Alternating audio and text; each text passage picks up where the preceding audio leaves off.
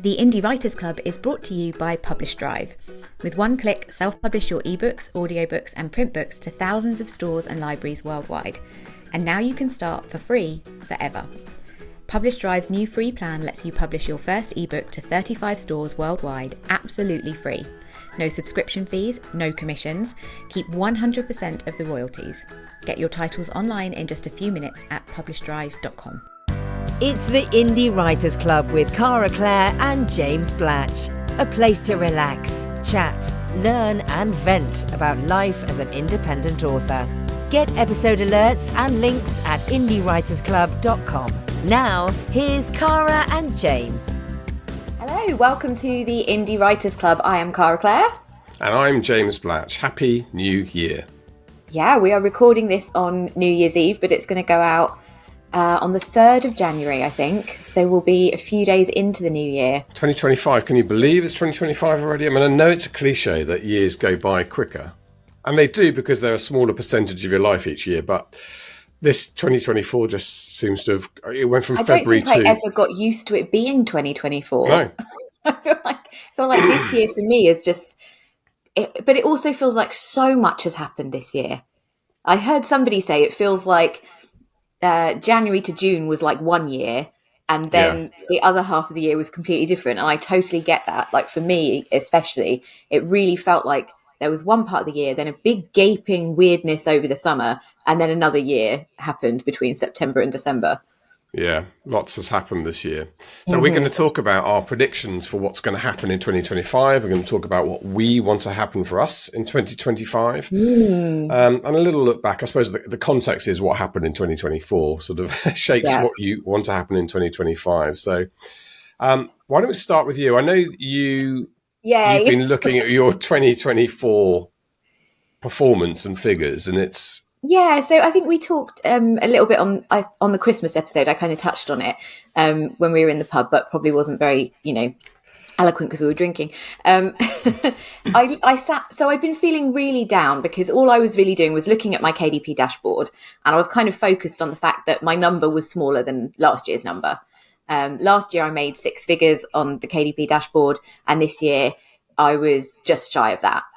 And to me, as somebody who wants to be growing their business, who really went into 2024 thinking, yes, this is going to be a really big year. I was really beating myself up about it. And I think what I did was that thing that we all do, which was forget that our personal lives actually have an impact on our jobs. And everybody knows I've been going through a divorce this year. I've moved like 3 times. There's been a lot going on. But I really just thought that, that's not going to affect me. I can still do everything exactly the same as I was before. So 2 things happened. One is that I sat down and realised that actually I still made enough money to support myself. Yeah. I still made like 3 times what I used to make in my publishing job when I was an editor. I still did a job I loved, had amazing experiences. I still did do things that will grow my business next year. So that was one thing. But then also I sat down and actually interrogated the numbers a little bit more and realized that if I added in ACX and Shopify and then subtracted my ad spend, because last year I spent more than this year, I actually made the same as last year in terms of profit. Yeah. So we should say that when people talk about their earnings, author earnings, etc., you have to take off your direct expenses. I don't mind if people don't include things like formatting and cover design and stuff like that. They are sort of slightly separate overheads in the business. But when you're talking about direct ad spend to sell books, to give people an assessment of where you are. So, for instance, someone telling you that they're a 6-figure author and it's just revenue, but they spent, let's say they spent 90,000 on ads and they made 10,000 over the year. That's a very different 6-figure author than someone who spent, let's say, 20% on ads and made 100,000 and made 80,000 that year.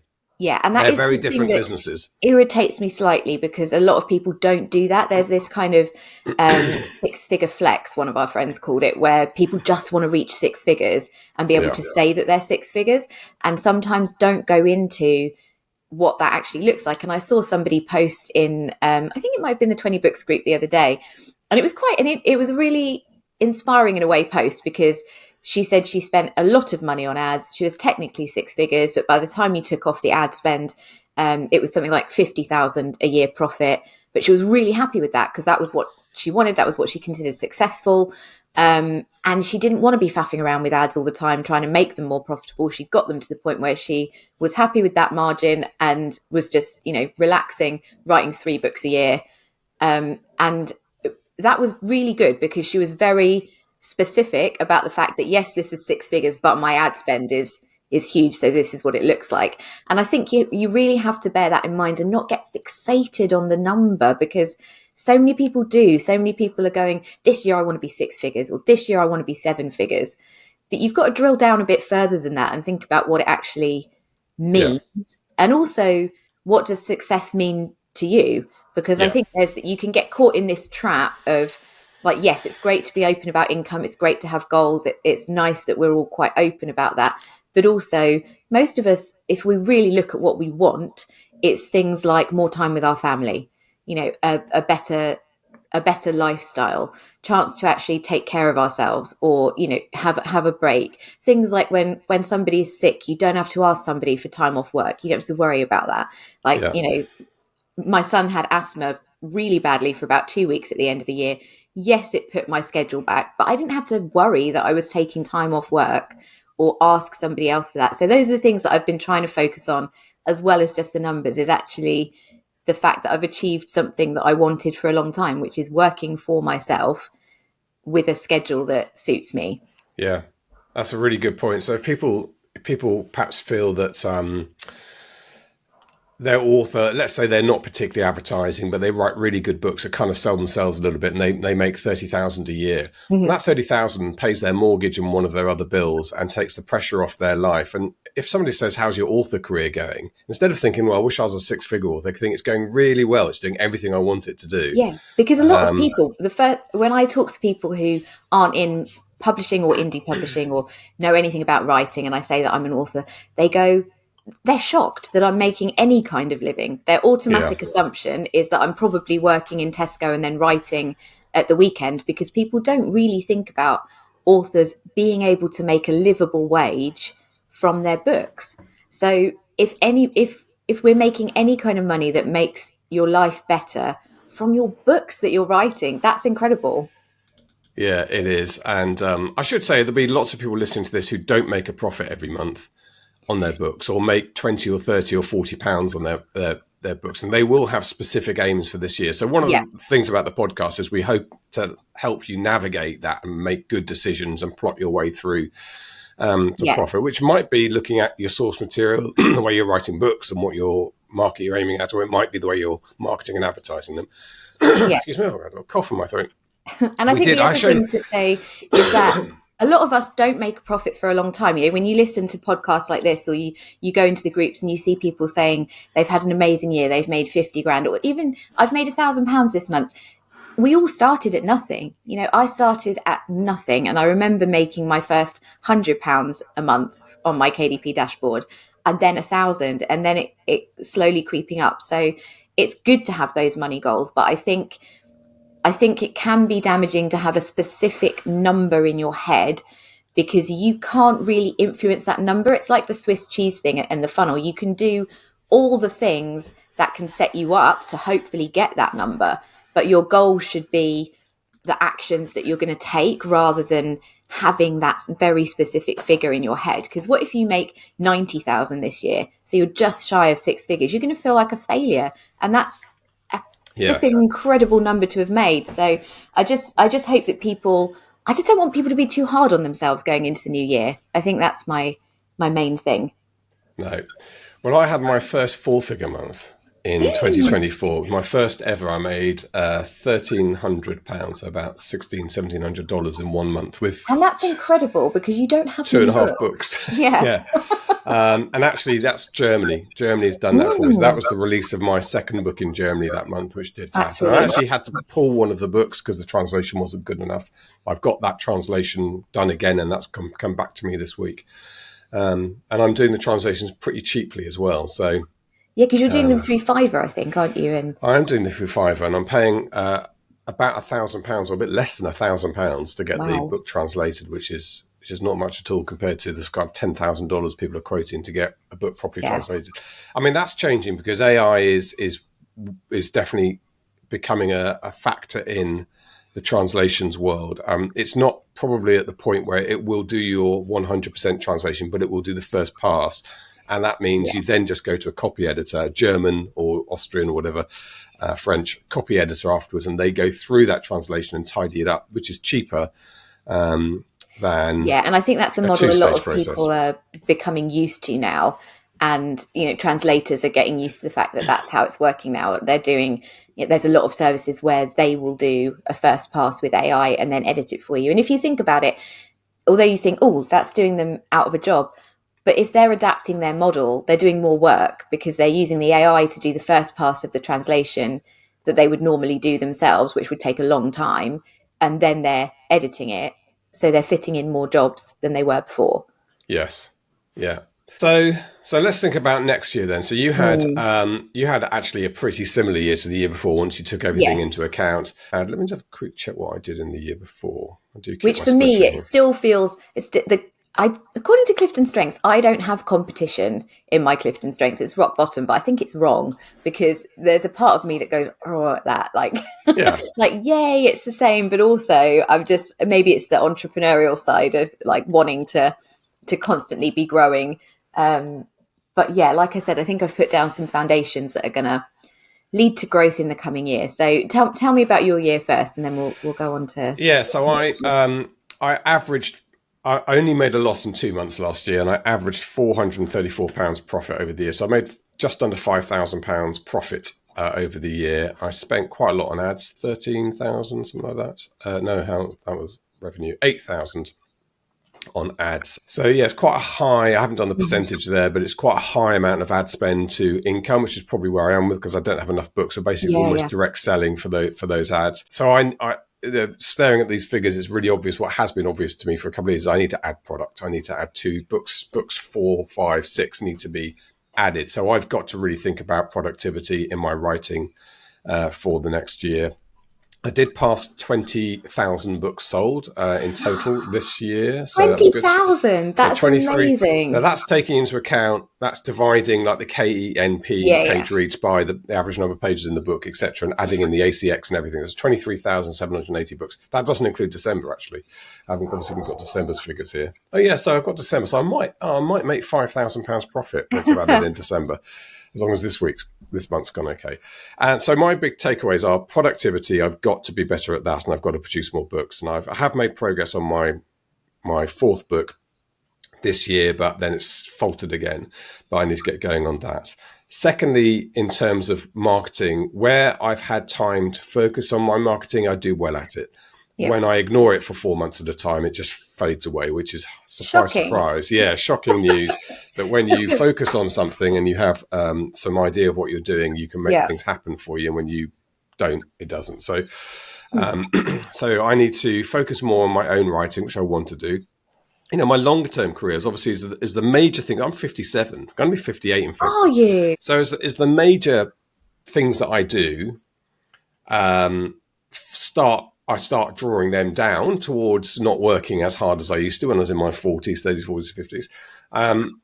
My book writing is the one thing that I just enjoy and I do want to be doing. And for me, that will be retirement or being a full-time author. That will be, I think, where I'm sort of. And you're building a foundation.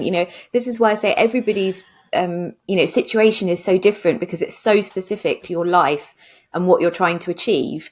You're building a foundation. Like the fact you're making profit on 2, is it 2 books or 3 books? 2.5, 2 full novels and a novella. Yeah, it's just incredible, and you're building that foundation so that when you do get to that point where you're going to be able to do it full time, because then you'll have the catalogue of books and you'll have all that stuff that you've built up. As my sneaky plan, of course, that I do is I write my books set in the 1960s and 50s. That gives them a hope longevity. So it's not like they've dated because, I know the style of writing changes if you read. I read John le Carré books and they're so slow compared to today's books, thrillers. But I don't think that's changing dramatically at the moment. But anyway, yeah. So that's kind of me. So I'm going to focus on that. And I'm also going to think about, I think I got overwhelmed with work this year and I got to I'm usually reasonably organized. I just kind of use to-do lists. I always have done. So I have pads of paper, write down everything I need to do.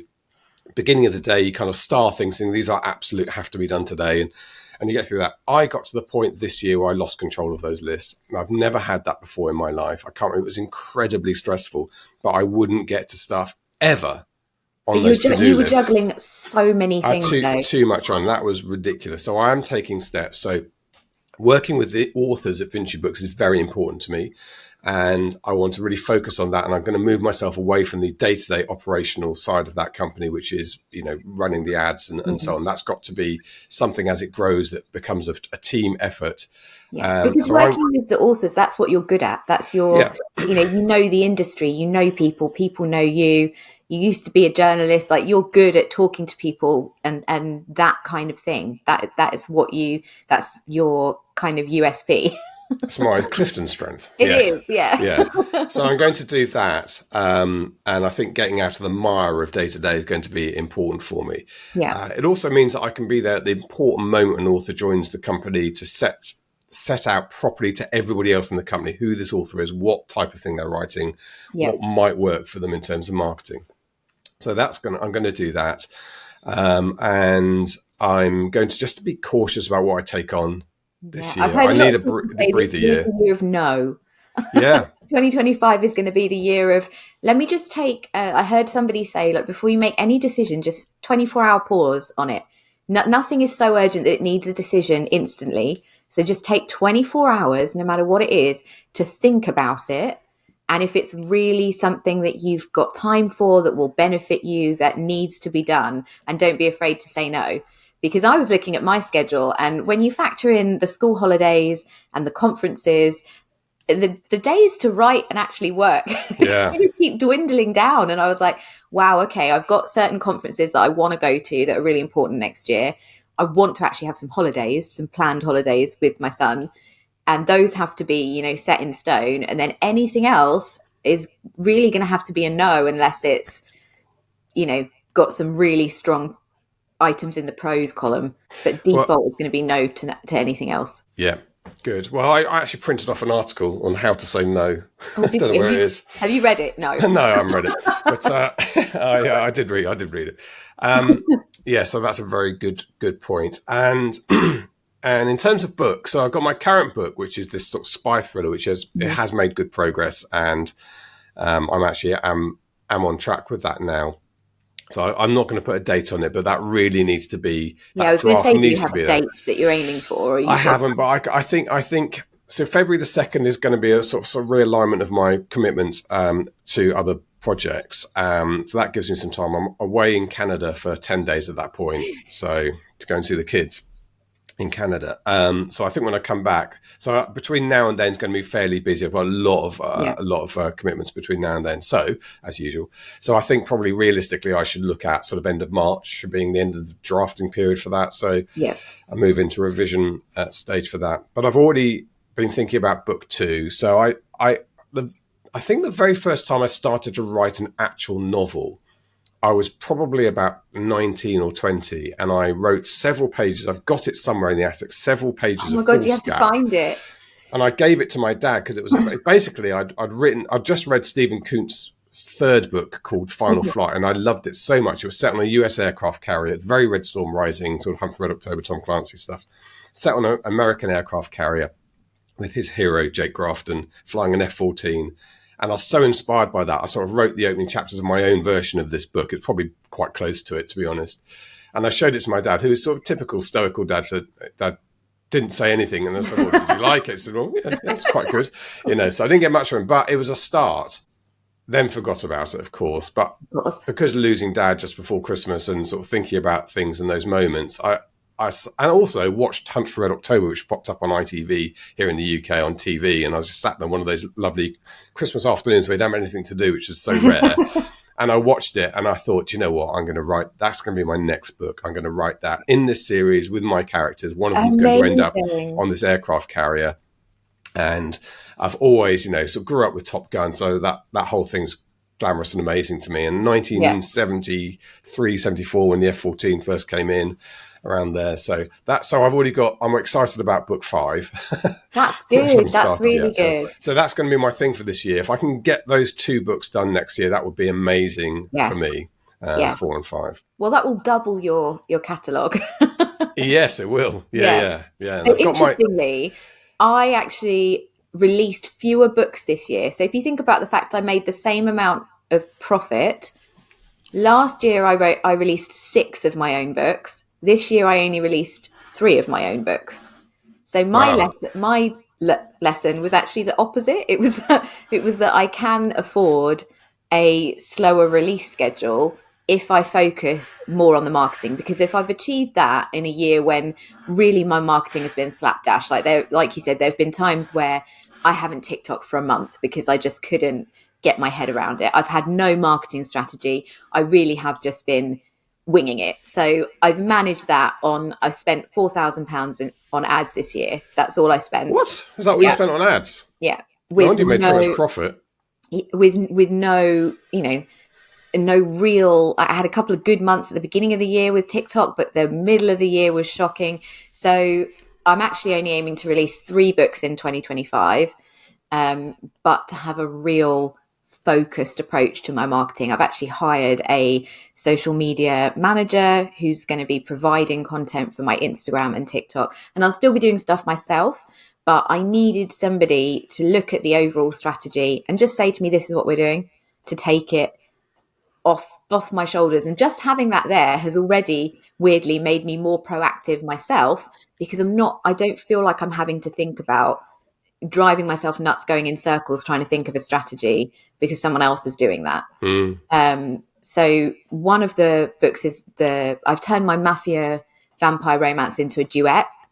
So it was going to be a bigger series, but I've also realized that I just get bored. I get shiny thing syndrome, and then I find it really hard to finish a series. So I'm making that a duet. It's going to finish in March. Then June, I'm actually re-releasing. So I don't know if I told you about my Spicy Jungle Book retelling. You did mention it. Yeah, because somebody And I was concerned because Mowgli's like 11. Yeah, so Mowgli's a princess called Gliana who is 24, just to be clear. And Shere Khan is a really hot bounty hunter who's chasing her through the jungle.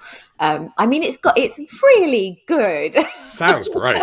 It is good. And the Colonel, the elephant guy, is this horrible, king who Gliana is supposed to marry and go to his castle, and then Shere Khan is hunting her because he wants to kill the last of her people, but actually he then ends up saving her. Anyway, it's awesome, but it just hit the mark a little bit, and the reason was because I wrote book 1 and it became really clear to me that it was not a reverse harem. Shere Khan and Gliana had such a strong enemies to lovers, the tension, everything. It was slow burn, very different from my other stuff. But then with book 2, I kind of tried to shoehorn in the reverse harem, why choose element, because everybody was saying, but reverse harem's your brand. You've got to have that in there. And it just didn't land. It didn't work. It missed the mark. So I've unpublished those 2. I'm merging them, adding another 20 to 30,000 on to make it just a standalone. And it's just going to be different from my other stuff. It will be a romantasy, enemies to lovers. Nothing else will change apart from I'll just remove the why choose element and write the ending. And then it's going to be a Kickstarter, but also obviously released onto KDP. That sounds good. What's it called? Working title? Well, it had the same title as the first one, so it was Bound. Because they only do one-word titles. I mean, Jungle Book's probably out of copyright. You could probably use that. Yeah, it is out of copyright. That was why I chose it, because it was the only Disney that hadn't ever had a retelling that was also out of copyright. So that was part of why I chose it. And Jungle Book will never be... I mean, it was actually... They did do a live-action version of it. I don't know if that was Disney with... it was. Bill Murray, I think, was Baloo. Yeah. Which I really enjoyed it. I think part of it, and this was another thing, in my marketing, I just need to focus on the hot Shere Khan angle. Because if you say hot Shere Khan, people go, ooh, tiger, hot man, cool. If you say Jungle Book, then people either go, oh, that sounds interesting, but Mowgli is an 11-year-old boy. Yes. So that was another thing, which I actually learned from going to book signings and things, and people's reaction to seeing it. So that's going to be interesting, and not an awful lot of words for me to write. I've got a couple of ghostwriting projects to wrap up, and then in September I have a new romantasy that I'm planning that I'm super excited about. It's probably the most excited that I've been about anything for a long time. So I'm kind of pivoting slightly towards the romantasy genre. And what sort of fantasy element is that? Where's it going to be set? So that is, oh my God, I'm so excited about it. So it's a dual timeline. So it's a woman who accidentally does a spell which splits the timeline in half. So in one timeline, she kills her husband and she's sent to prison on a magical fortress island where she meets a really hot dude. But it's going to be really quite dark and gothic. But in the other timeline, she doesn't kill him, but she ends up going to the island as his wife because he's made the governor of the island. And she also meets the same prisoner in the second timeline. Right. And just, either way, the husband's a bit of a loser here. Either way, he's either dead or he's being cheated on. Yeah, he's an arsehole. He's been poisoning her for years to dampen her magic. Okay. You didn't say that because I was on his side for a bit. No, because he's the governor of the island, and they're doing all sorts of horrible experiments on the prisoners, and they make them wear this talisman that's filled with the blood of the person that they've killed or whatever, which stops their magic. But obviously, like some people on the island are really evil. Some people are there because they're not really supposed to be there. But the beauty is that the readers are going to think that timeline 1, where she killed the husband and met the prisoner, is her like living her best life timeline. But that's not necessarily the way that it's going to go. Like it. And so intellectually, it tickles my brain because I've got to try and, as a writer, I've got to try and work out how to write a dual timeline novel that works and makes sense. So it's like Sliding Doors. Did you ever see the movie Sliding Doors? Yes, love Sliding Doors. But magic. Yes, love it. But I've got to figure out how to write that, which is quite a challenge for me. And I think it's going to give the readers all the things that they want. Yeah. The spice, the heartache, the magic, and the big kind of world-building fantasy plots. And it's been a really long time since I've got into that side of things, like excited about the world building and filling notebooks and, printing images off and all that kind of stuff. So this time next year, when you're basically Rebecca Yarros, are you still going to do the podcast? Yes, of course. Yes. Of course. I mean, you'll have to pay me. Yes. Can't afford it.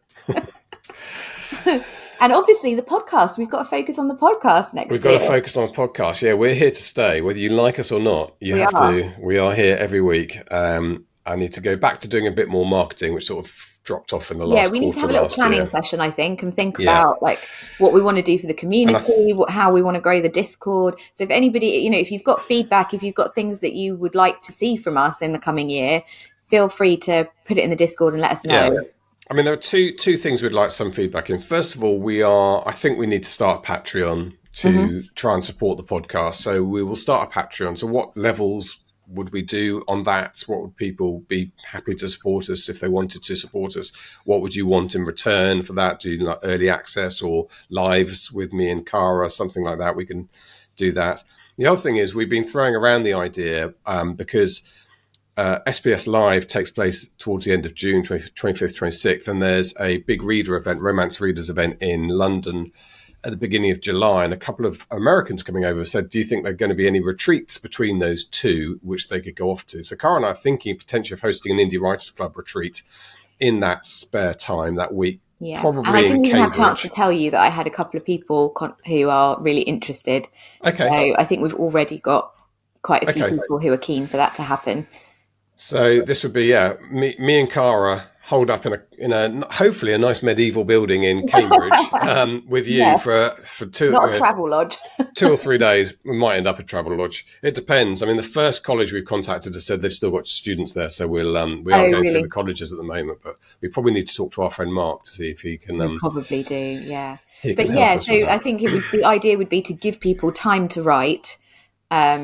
Network, hang out with other writers, but also we'll be there. So kind of depends what people would want from it, I suppose. If they want some Yeah, we chance can. to I have mean, I all can at one sit down chat. with a laptop and just talk about the latest things we've heard about in advertising. We won't do anything too structured with this. It'll be informal. If people Yeah, want to pick our brains, particularly mine on the marketing side about stuff, we can absolutely do that. They want to talk about yeah. world building, etc., with you. But we Or also have time spice, for have writing. writing spice. It's writing spice. Well, I'm we could talk launching to my either of course. us. I'm launching my course in February. Oh, yes, that's very Yeah, so exciting. we'll talk about that when we finally read our sex scenes.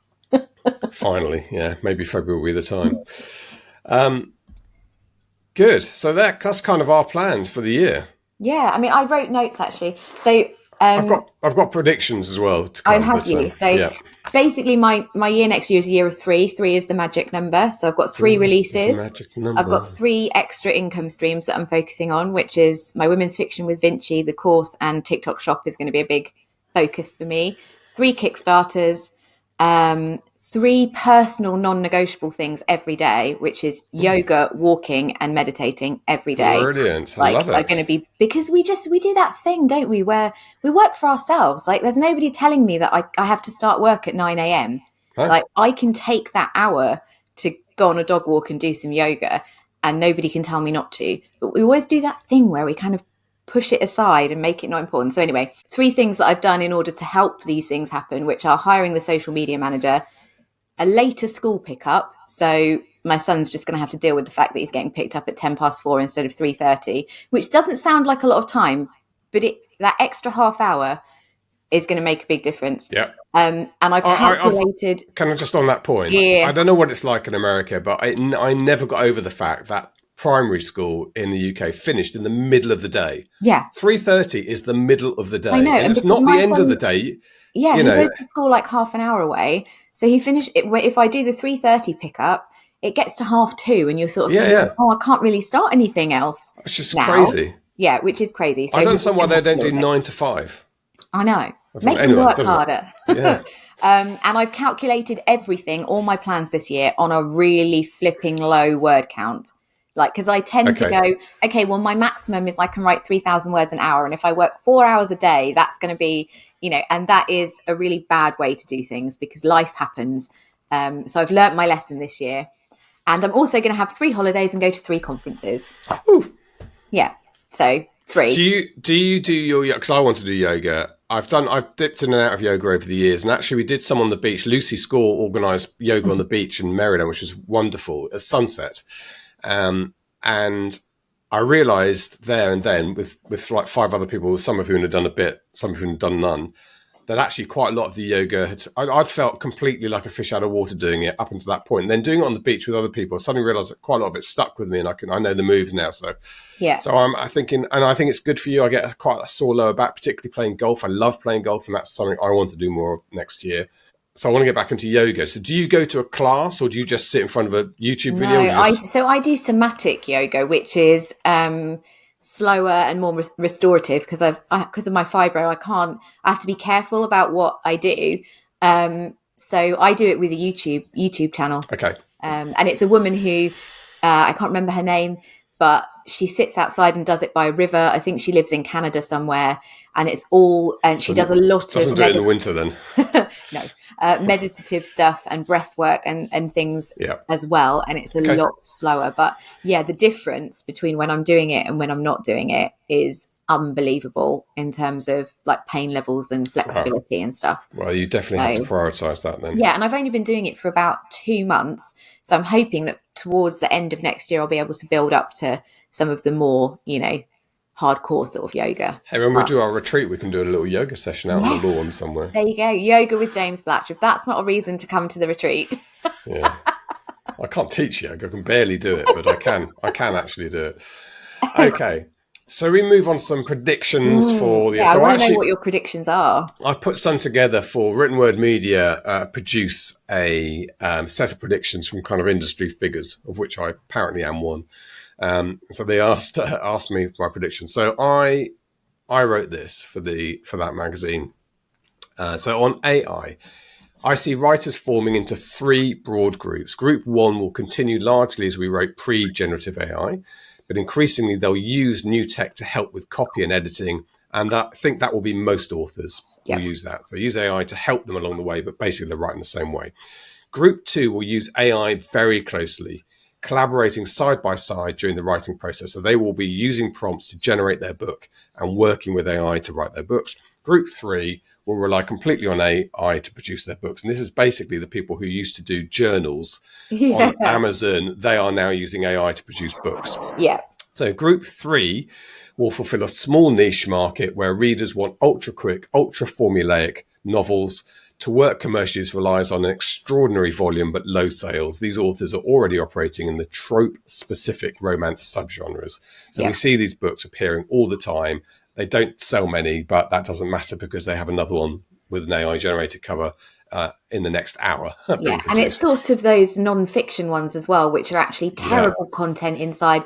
And my mum has also fallen victim to the one where it looks like a book, but it's actually just a notebook, and it's not specific in the thing. They just whacked a cover on it, and then it's just a notebook inside. So, there's already people doing things like this. So AI is just going to... And our friend Robin, who writes brilliant What Happened on the Year You Were Born. I hadn't realised how comprehensive his books are. They're really well written. Yeah, they're really somebody ripped off the cover, completely ripped off the cover to try and sell the books, and the content was terrible on the inside. I mean, complete AI generated, not even... So unfortunately, I think non-fiction authors have a bit of a battle with that, with people doing similar versions of things that are selling well, but using AI to just make terrible content, and knowing that... The thing is, if you think about it, if people buy that book for maybe $6.99, it gets delivered, they go, oh my God, this is terrible. It's going to take them time and effort to go post it back. So a lot of them don't even bother returning it. Yeah, it was also, Robin pointed out, his books tend to be bought by the people who don't read them, their presents. Yeah. So the review never comes back. The negative review never comes back because you receive it as a present. You haven't got any skin in the game. You just think, well, that was a bit rubbish. You don't think anything of it. You never go back to Amazon because you didn't buy it. Yeah, and the person who bought it kind of looks at the cover, flicks through, goes, oh, great. Yeah, this will do the job. Yeah. So that the group, I think, is the interesting one. And this is kind of the Elizabeth Ann West, is it fiction, Future Fiction Academy, I think is their name. This is the interesting one to me. Now, I don't really know. I have not had the time to invest in to see how this works, which is working really closely with AI. People who found a way of maximizing the humanity in the story, which is what separates it from those AI-produced rubbish things that go up, but using generative technology to streamline and accelerate the actual writing process itself. I think that's a smaller group because it takes a lot of time and effort to learn how to use AI properly like that. But they're probably setting the framework for the whole next generation of writers. The toddlers today who are going to end up in writing as teenagers in 10 years' time, they will grow up with that way of writing. So make no bones about it. If you're anti-AI and stuff, this is the waves that are happening, whether you like that or not. I also think one of the predictions, I also think the term AI will lose its meaning in 2025 as everything we do has some element of the new technology embedded within. The question, did you use AI, will become redundant. I mean, it already kind of is. IP, so publishing organizations would accelerate their IP acquisition. They'll be betting on new and expanding uses for stories as AI continues to develop. When Ben Affleck, speaking recently, is right that mainstream Hollywood will remain human-centric, as with books, as I explained earlier, but there will be a niche for AI-generated films and TV series. It is possible that you and I will be able to press a few buttons, upload our novel, and have a film version of our books created by the computer in the next 10 years. That's just... See, to me, that feels really exciting. It does. It seems crazy. And it'll probably be the equivalent of those badly AI written books at the moment. Yeah, and then the people who are video people and producers can work with the AI to do a good job of it. Yeah. But that will change the industry. And that's a very interesting change. But Ben Affleck is right. That humanity that actors bring, in the same way that as writers we bring something that AI at the moment in maybe in another 100 years still can't. And narrators as well, like narrators bring that thing. Yeah. And actually, I was watching a podcast with an ethical hacker on it a few weeks ago, who was cloning voices and kind of demonstrating scams where you can clone a voice and it sounds like the person, and it's to try and extract money or whatever. But they were talking about this feeling, this innate feeling that you get when something's just a little bit off as a human. And, the AI can sound as convincing as it can sound like the real person, but there's still that part of us, that human part that notices that something's off. And I think that's what we have with AI narration, what we would have with AI actors and the books as well. It might not even be something that you can really put your finger on, but it's just a feeling that there's something missing. There's something missing. Yeah. And personally, I don't think that AI will ever be able to capture that thing because it's so unique to us as humans. I think you're absolutely right. And that's why using AI to make things better for you as a human producing content is what we should be thinking about. Not eschewing and not saying I'm not going to touch AI because I'm a human. It's actually using AI to accelerate what you do, to make your processes better, to allow you to achieve what you want to better, but with your humanity at the center of it. That's the kind of thing I'm talking about here, is going to emerge from all of this. And I think actually as we go further down, the pure AI stuff will become intrinsically less valuable. At the moment, it's people do listen to AI stuff. I mean, I'm getting to the point now. So on TikTok, if there's an AI narration, watch my cat jump off, and that you kind of think, fine, it's a throwaway little thing. I'll watch it. But I think yesterday I was looking at something a bit more detailed, a defense thing, of course, explaining about type 42 trip frigates or something. And it was an AI narration and I didn't watch it. Yeah. Even though it's probably written by a nerdy guy who can't narrate stuff himself. So he said, oh, this is great, I use AI. But that's already happening now. We're over the novelty of it. And if it's not a human doing it, I'm not interested in listening to it. That's not because I'm anti-AI. It's because I need to know that the humanity is there. And so it's using AI, absolutely, to help you, but the humanity has to be there. But I think if COVID and the lockdowns taught us anything, which, by the way, can you believe that's nearly 5 years ago? It's that humans crave human connection. Like, what was the thing that we all missed in that time? It was human connection. It was seeing people face to face. It was that thing. So I think as good as the AI gets, there's always going to be that intrinsic, innate drive inside us to connect with other humans. Yeah. And that's something that we can't get from an AI. And my final prediction is merging of the industry. There's a lot of talk about big trad publishers attempting to merge with each other, but the more interesting merging for me, is with how trad and indie operate. We've already seen the big five take on indies at their own game, with imprints within trad running along the same lines as self-publishers, offering free books, 99 deals and special editions sold direct to the public. I think that's going to accelerate through 2025. I think finally big trad has started to work out there might be something in this 3 billion annual self-publishing industry, and that the way we've developed in working is creeping into them. So more competition for us, I think, in that area. But I know anecdotally as well of authors who we're friends with who are starting, trad are reaching out to us. They've realised that they can make deals with us that work for both people. I think there's finally this recognition that we're significant, that actually we're people that they want to be working with, and more on terms that are going to suit both of us rather than just their terms, which is a shift that I'm really looking forward to, actually. And I suppose we can't really get away without talking about TikTok, can we? And our predictions for TikTok. No, we have to talk about TikTok. I mean, there's a possibility still that it's going to disappear. We've had these predictions for about 3 years. People have told. I've had emails from people saying TikTok won't be here next week, so don't focus on that. Don't do that. I'm thinking, probably will be, and it has been. But I know that there's still this attempt in the States to make it illegal to download. Who knows? Even if that goes through, will people just have a workaround on their phones that'll be there via a browser or something? I mean, the US internet doesn't function the same way as, for example, China's internet. They couldn't just go into people's phones overnight and remove TikTok. They could stop it being sold on the App Store. But anyway, I think regardless of whether TikTok stays or not, I think the lesson we need to take from it, and we can't be complacent and just go, oh, never mind, it wasn't banned, carry on as normal. I think the lesson we need to have from that is that relying on any one platform is not a good idea. So capitalizing on it while it's good is a great idea, but also building up other platforms, owning your readership, all the things that we've always talked about, like newsletters, Patreon, however you choose to do that, a Discord channel, but making sure that you've got other ways to reach your readers rather than just that one thing. So use it while it's great, but have a backup plan.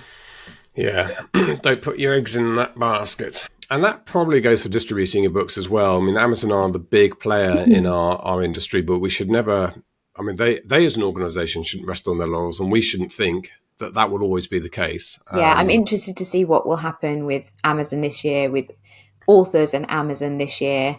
I have no predictions. I can't tell what way it's going to go. But I know that a lot of us are really focusing on direct sales.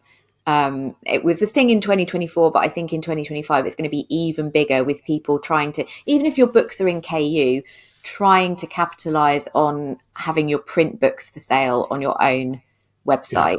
I think I've made something like 3,500 this year from print books on my website, which isn't much, but I haven't done anything to push it or promote it. It's just there in the background.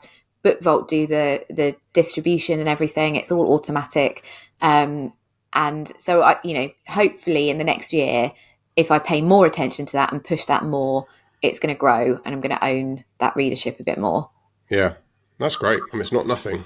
Is it? And I think something else that I want to focus on, which is goes alongside the predictions thing, actually, which is we've always talked about making the most of our intellectual property, but I think even more authors now are trying to look at, you've got one book, what different iterations can you have of that? So the German translations, I've seen people doing sweet and clean versions of their spicy books, for example. Right. So taking the spicy scenes out and doing just because sometimes people don't want that. And the opposite with people doing just, little books full of just the sex scenes for the erotica thing, and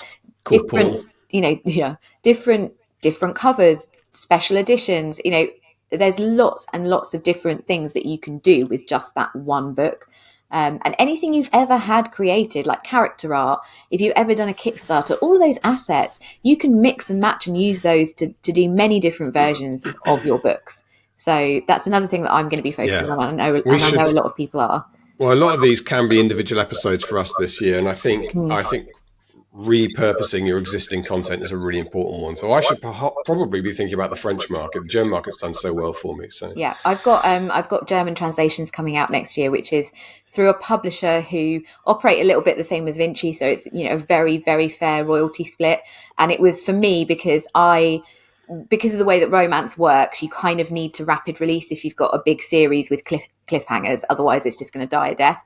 And I can't take the risk on translating 9 books into German when I've never done it before. So by doing it with a publisher, I'm absolutely happy. They pay for the translations. They do the marketing. I get what I think is a really fair, decent chunk of the money. And it should go well, because Germany is my 4th biggest readership on KDP. It's my 4th biggest viewers on TikTok. So, and that's the English language versions. So logic says if I have German versions, they should do well, but we'll see. So good. Is that the extent of your German? Jawohl. Shan't be asking you to proof my translations. Sprechen Sie Deutsch? Nein. Okay, look, that's it. I've got to go on a dog walk in Hatfield Forest, which I'm looking forward to. Lovely. So we're going to head down the A1. That is it. That is our look forward to 2025, our predictions, and you can hold us to account through the year. Oh God, yeah, we've actually got this on record now to look back on. Yeah. Play it out next year. I wonder what colour my hair will be this time next year. In 5 minutes when it's 2026. I wonder if this dog, I don't know if anyone can see who's watching on YouTube, there's like a slightly dog-shaped thing here. I wonder if he'll have moved from the sofa by this time next year. It's nap time. Oh, to be a dog. It's a dog's life. Thank you, Cara. Have a wonderful Happy New Year to you and to everybody listening. It's been a pleasure to have you with us on this this journey. For supporting us, and we're excited about next year. And we'll have that planning meeting. Well, before the end of the year, please. Yes. Well, the end of this year, because it's New Year's Eve. Yes. I'll see you later. All right. Bye. Bye. Sign up for episode alerts at indiewritersclub.com. Come and chat with us at our exclusive Discord server at indiewritersclub.com/Discord. Or join our Facebook group at indiewritersclub.com/Facebook. And you can support the podcast at indiewritersclub.com/support. And don't forget to share your weekly word counts, because no matter what you've achieved this week, we're here to cheer you on. Thank you for being part of the Indie Writers Club. The Indie Writers Club was brought to you by Publish Drive. With one click, self-publish your ebooks, audiobooks and print books to thousands of stores and libraries worldwide. And now you can start for free forever. Publish Drive's new free plan lets you publish your first ebook absolutely free. No subscription fees, no commissions, keep 100% of the royalties. Get your titles online in just a few minutes at publishdrive.com.